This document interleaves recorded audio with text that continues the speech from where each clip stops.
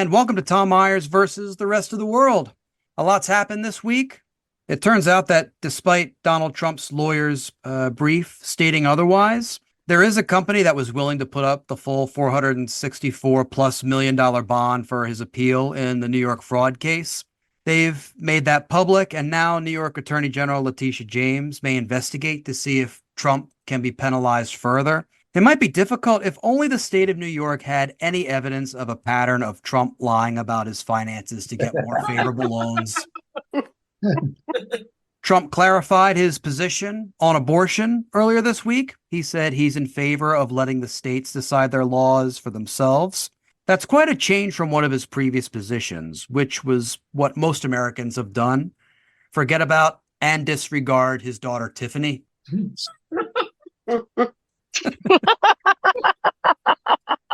Arizona's Supreme Court upheld an abortion law that was written in that state in 1864.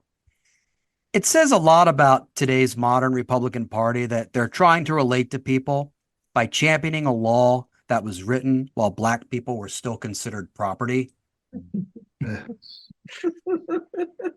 The Republicans who petitioned the Arizona court must have been holdovers from the ones who looked at the Emancipation Proclamation and told Lincoln, sir, are you sure this is a good idea? There is a bright side, though. The law does say that a pregnancy can be terminated, provided the procedure is done using leeches. We had a solar eclipse this week. While it was a cool thing to witness, it was sad that during the height of the eclipse, animals like birds remained quiet, while people like Marjorie Taylor Greene didn't. Transportation officials want the New York City Marathon to pay $750,000 for the use of the Verrazano Bridge. Considering the bridge is a way out of Staten Island, $750,000 is worth the price of leaving. The organizers could just save money by having the runners take public transportation and get mugged. If this scheme works, I'm waiting for Trump to charge the marathon to help offset his legal bills. Now, paying $750,000 is one hassle on top of others, such as the runners having to not only finish the marathon in record time, but possibly with a stab wound. To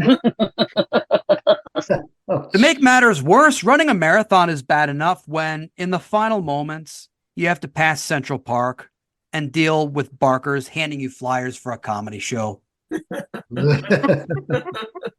The Oakland Athletics announced they will be playing their home games in Sacramento through 2027 before moving to Las Vegas.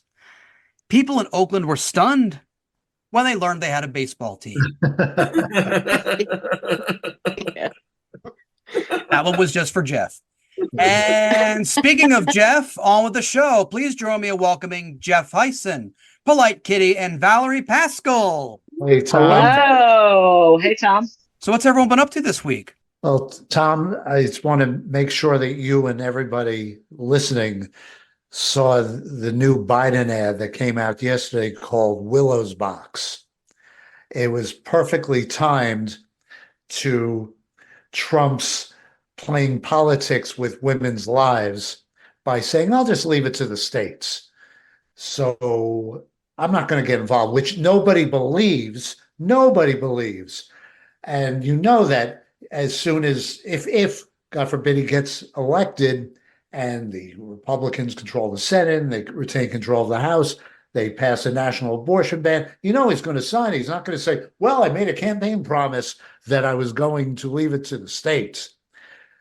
So you know that he's lying there.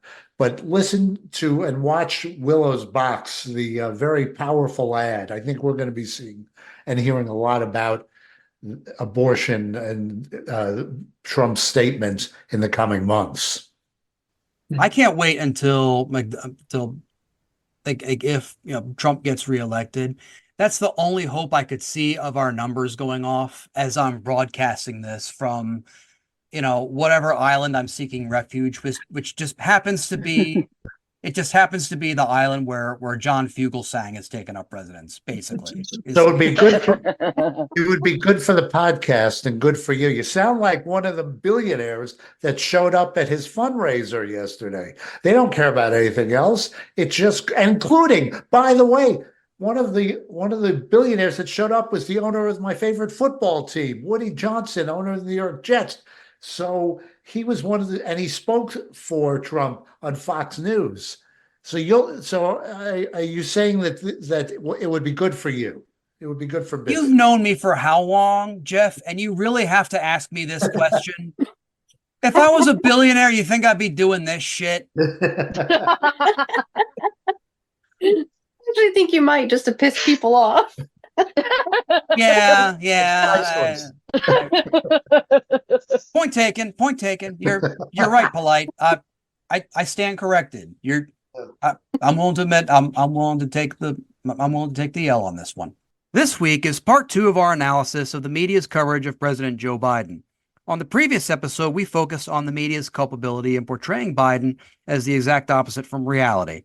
This week, we're going to focus on Republicans and their efforts to dirty Biden before the election on November 5th. While they did their best to investigate and create their own Perry Mason moment, the only entertainment value they provided was tantamount to a baseball game taking place, only to have the action stopped by an idiot running out onto the middle of the field, creating such a cringe moment that even networks like Fox cut away from the embarrassment. And joining us tonight to discuss this topic, please join me in welcoming Chris O'Connor. Hey, you guys. Great to be here. Appreciate the invite. Yeah, man. So Chris, your thoughts on like everything the Republicans have been doing to try and win this one in November? I love the Republicans, to be honest. From a pure comedy standpoint, you can't ask for more. I also, I think nothing has made Biden seem more with it and together than the fact that these clowns exist as the counterpoint. It's a stunning moment in politics where you're trying to prove somebody's senile and then you're the one who's constantly wrong. It's a beautiful thing. So I appreciate this as a fan of history, as a fan of politics. I love where we are. And I'll be honest, I don't even care if the Republicans end up being right. I'm a fan of a little bit of nasty in my president. I want my president to be a little bit naughty. I don't want another Ned Flanders, or something get in the office. I want a guy who knows how to make at least $1 million out of China. Like that, that's okay by me. So all they're doing is proving that he's already the dude I already like. So good enough. So you want Dark Brandon? Listen, I feel like every time we've tried to clean it up and go nice, we've been way off base. We end up worse than we were. I want a guy who knows kind of how the world works, and I don't need a Bush Jr. I'll take Bush Sr. He was running guns in Nicaragua, from what I was guessing. Like that dude knows how the world works. Give me that guy. I don't need a guy who's going to be nice. I want a guy who knows what's up.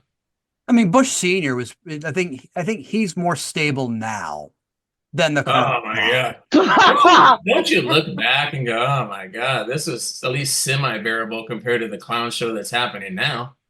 But I found it shocking that, well, I don't know about shocking, but I found it interesting that George Bush, the Bush Sr. of all people, voted for Hillary Clinton in 2016, the wife of the guy who defeated him for a second term in 92. So it's, I hate to say it, but like Trump is still, he's still continuing to unify people in some sort of odd, bizarre way.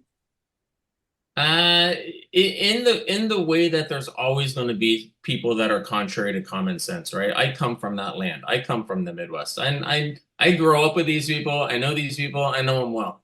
And to the degree that you tell them that the sky's blue and they just want to argue that it's red, there's always going to be that faction of this country. And I'm actually kind of okay with it, because I feel like the more to the extremes we go, we're just solidifying the polar caps, right? And leaving the common sense in the middle, which is always the swing vote. And the swing vote typically goes Democratic anyway, and most most elections. And so I kind of like the way this is playing out. You're seeing the polls start to tilt towards Biden now again. You're seeing the approval rates start to go up again. These are things that typically happen, as you go from April into October. I feel like this is a pretty solid footing for Biden, honestly. Normal politics means that I have to resort to going back to doing stand-up, where I have to rag on people at the bar who are watching the game on the TVs that the bookers didn't turn off. So bring it on. Like in the famous meme, How It Started versus How It's Going, the House Republicans plan to nail Biden to the wall for various crimes without any evidence, falls apart when, despite the buildup by Oversight Committee Chair James Comer, his own party's witnesses give an embarrassing rebuke of his investigation, excerpts of which we get here. For years, President Biden has lied to the American people about his knowledge of and participation in his family's corrupt business schemes. Republicans handpicked 3 witnesses for this hearing, while Democrats selected 1 witness. But the testimony from those star witnesses, their own witnesses, did not support those Republican allegations. I do not believe that the current evidence would support articles of impeachment. That is something that an inquiry has to establish. I am not here today to even suggest that there was corruption, fraud, or any wrongdoing. In my opinion, more information needs to be gathered and assessed before I would make such an assessment. It would have been great if in the background you heard tires screeching, because that's a Republican staffer who knows he's going to get shit canned, just trying to make a getaway right now. If you can't convince Jonathan Turley, who was once a great attorney and speaker for good things, who's now a Trump apologist, if you can't get him on your side, then you have no case. I mean, I do want to ask you, Jeff, how is it that lawyers can go from just being reputable to all of a sudden just switching to something very unsavory? A good lawyer can argue any side of a case.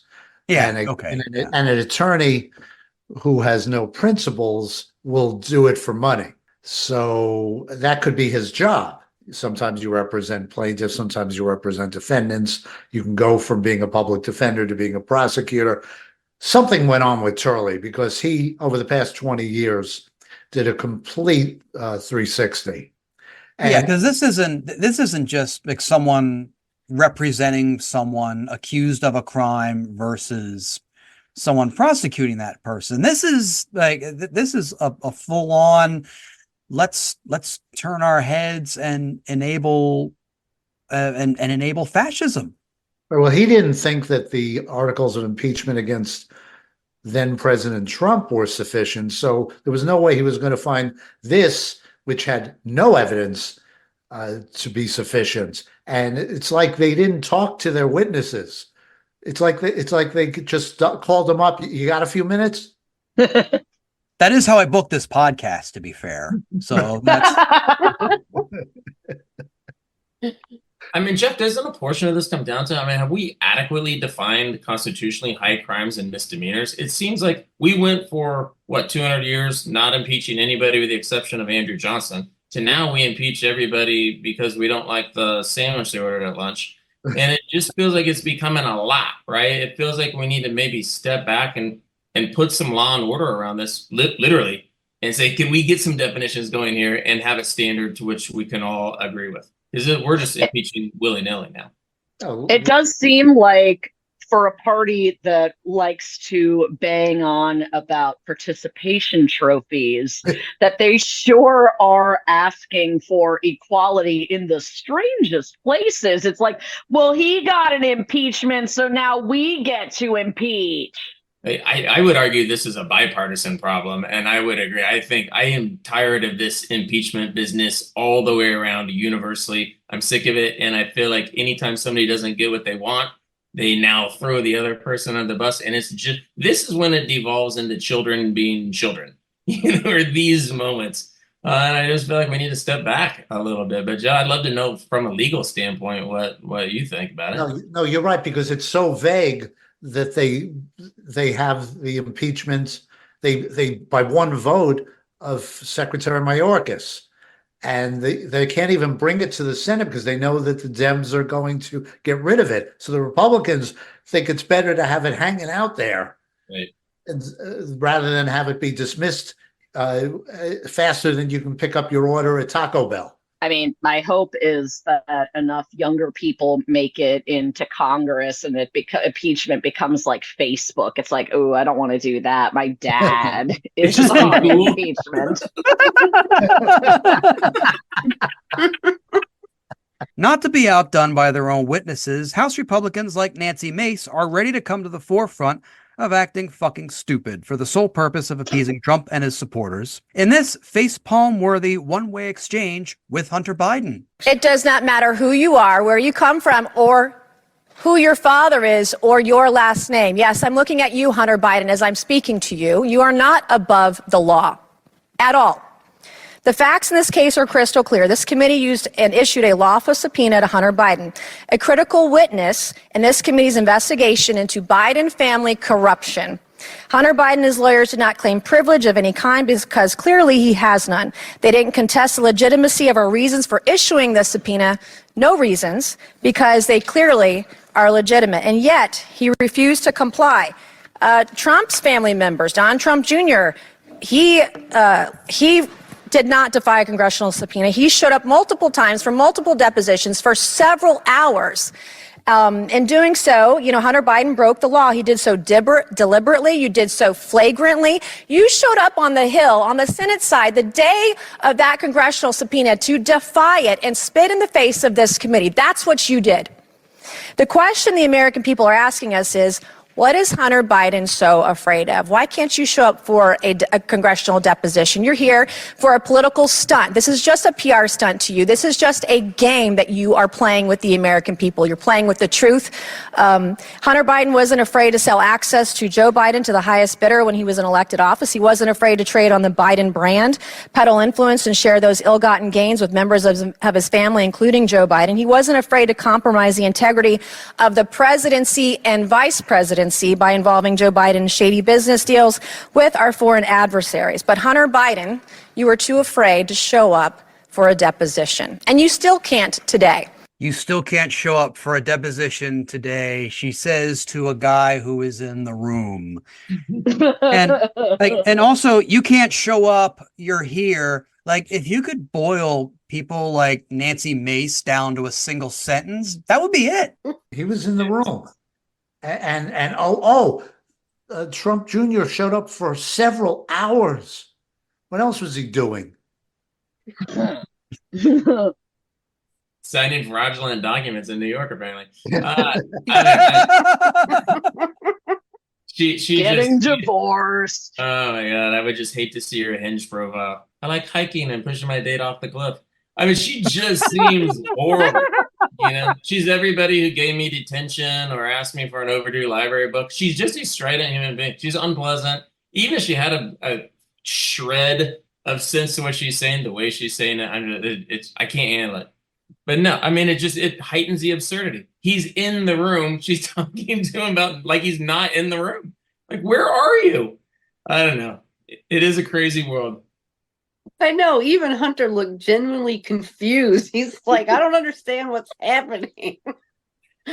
But see, that was a perfect situation for her because she could say anything and he wasn't sitting in front of her in a position to respond. Right. He was sitting back there. So there was no way for him to go, what? WTF? What are you talking about? The few redeeming factors of the Republican Party have either already left Congress or are getting ready to leave, those being Liz Cheney, Mitt Romney, Joe Manchin, and Kyrsten Sinema.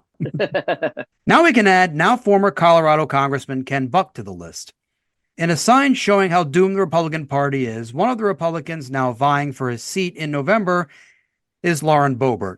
No word on how many theaters have preemptively banned her and her dates in her new district. In this clip, Ken Buck gives his honest assessment of the nothing burger that his colleagues in the House present. 2 days ago, you said that the time for impeachment is when there's evidence linking President Biden to a high crime or misdemeanor. You said, quote, that doesn't exist right now. Do you still feel that way tonight? I have not seen any evidence that links President Biden to Hunter Biden's activities at this point. I will be getting a briefing later in the week. I'm looking forward to understanding more of what the Oversight Committee has uncovered. But at this point, I have not seen that evidence. He doesn't have the votes, Republican votes, to pass a resolution to open an impeachment inquiry. They have been trying to get those votes. I don't believe they have the votes. And he's gone from Congress. I mean, even like what Polite said earlier, like you have the need to speak common sense to people who have it. They're now one down. Yeah, the further we go into this, and the more moderates moderate term is loose when you're defining the Republican Party, right? It's just crazy versus less crazy, So the more the less crazies tend to drop out. In a strange way, I do believe this will be what really helps the Democrats come November, right? I would love to see, in a strange way, nothing more than for Marjorie Taylor Greene to win and get some Yahoo put in a speaker who just is a total train wreck. Like I don't think Mike Johnson's clearly anything to write home about. But imagine her pick. At some point you just kind of let the kids run the room for a second, just to show them what happens when you do. And I think that would turn off the rest of the country. If there's a need to still turn off the rest of the country, that would be the ticket. Yeah, Chris, I can't agree with you there, because I feel like we've been doing that. Like we let a kid into the highest office in the country. And what happened was a hot mess. Like, do you want the list of the hot mess that happens? And that we're still trying to put them in charge. But Val, routines are comforting. Come on. The most toxic, abusive relationship ever. Yeah. Oh, I'm so sorry. My bad. It's okay for me to sleep in until 3 p.m. every day.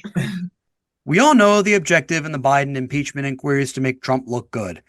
Given that is damn near impossible, Republicans have a hard time hiding their true agenda and the real reason for keeping an impeachment inquiry going as if it were a Boeing jet. While Kevin McCarthy let it slip in 2015 that the Benghazi investigation was made to make Hillary Clinton look bad in the 2016 election, today's Republicans are not so verbose, as we can see in this phone footage from Texas Congressman Troy Nehls. Representatives, what are you hoping to gain from an impeachment inquiry? All I can see is Donald J. Trump 2024, baby. I mean, they're saying the quiet part out loud, basically, at this point. Maybe they've been slowly doing that over time, but now it's just come down to just a few words endorsing their guy and then just walking off. Well, that goes to what Chris was saying. He was impeached too. So that's what they're trying to get at. They're trying to get the headlines, or as Polite said before, hashtag impeachment. Yeah, it's just trendy. That's all. I mean, he's just walking around. It's like asking him, what do you think about the inquiries? Cheddar cheese. Again, nonsensical response. Yeah, that is funny. Like at some point, impeachment is going to be threads. Everybody jumps on it and then it goes nowhere. It's like we're all bored with it in 2 days. It's exactly where we are.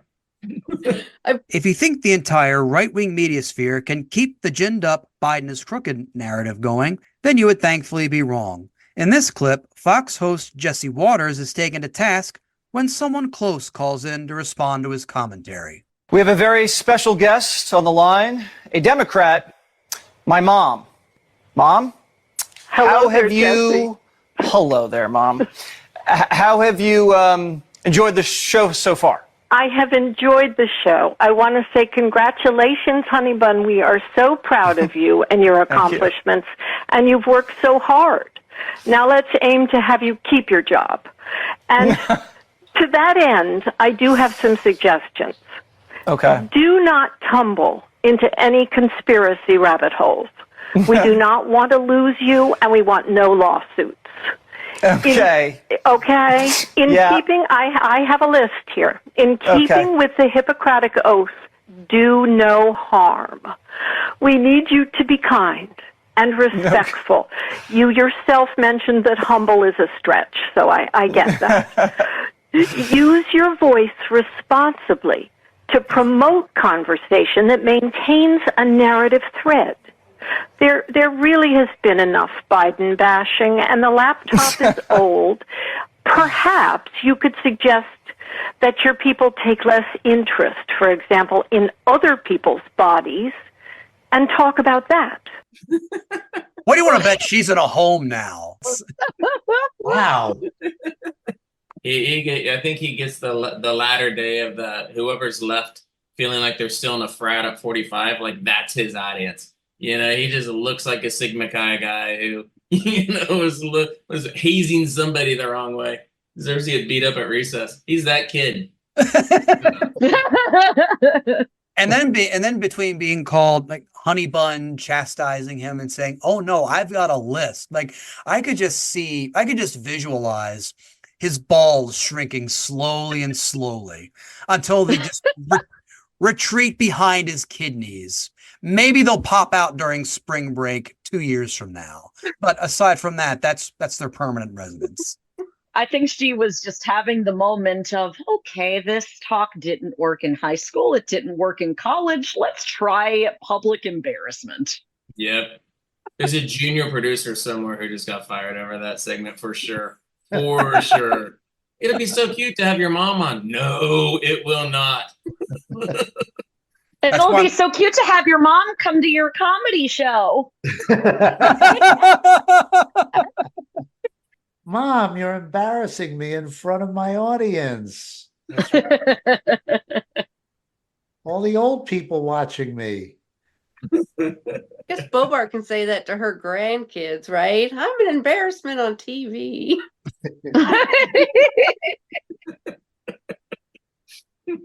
And on that note, that's our show. I want to thank Jeff Hysen, Polite Kitty, Valerie Paschall, and Chris O'Connor. Thanks, you guys. Thank you. But before we go, my final thought. And the third installment of our new series, Are You Better Off Now Than 4 Years Ago? Spoiler alert, the answer to these is always going to be yes. What was happening 4 years ago today, the day this episode is scheduled to drop, April 11th? According to numbers provided by Johns Hopkins, the virus had infected 1.7 million people and killed more than 107,000 people worldwide. The United States had logged 500,000 cases and had the highest COVID-19 death toll of any other country in the world. New York State itself had more cases than any other country, per official figures. In Washington, D.C., on this day, 97 new cases were reported, along with 3 deaths, bringing the total number of infections in the district to 1,875 and the death toll to 50. Remember, this was after then President Trump had said the number of cases would go from 15 to 0. Meanwhile, Dr. Anthony Fauci announced that antibody tests, which would show who already had the coronavirus, would be available soon. In Canada 4 years ago today, the Parliament was in emergency talks to pass a measure making sure businesses got paid for keeping their employees on staff during a time when high unemployment would be a given. Meanwhile, the price of fuel was slowly starting to rebound after a record crash in the price, which occurred in March of 2020, according to the website gasbuddy.com.